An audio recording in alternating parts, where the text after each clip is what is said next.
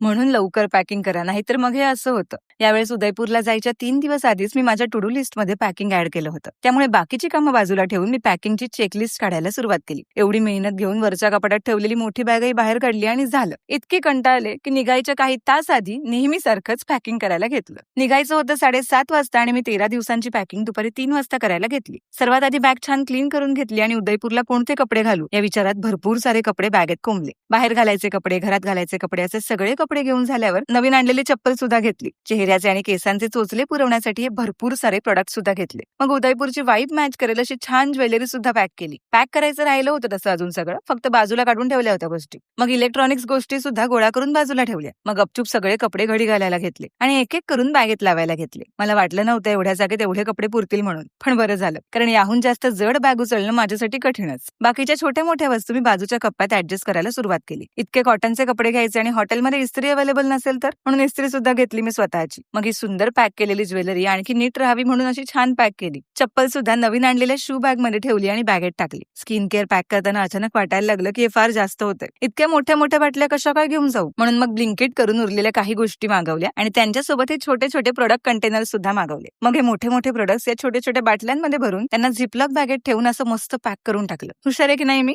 तुम्हाला माहितीये का की माझ्या खाऊचीच एक अख्खी बॅग झालीये. त्यात काय काय आहे हे मात्र मी दाखवणार नाहीये. मग पाठीवरच्या बॅगेत हे सगळे इलेक्ट्रॉनिक्स भरले आणि पुन्हा काही गोष्टी मोठ्या बॅगेत टाकून ती बॅग सुद्धा मस्त पॅक केली. अशा प्रकारे 13 दिवसाच्या माझ्या या 3 बॅगा मस्त पॅक झाल्या तब्बल 4 तासांनी.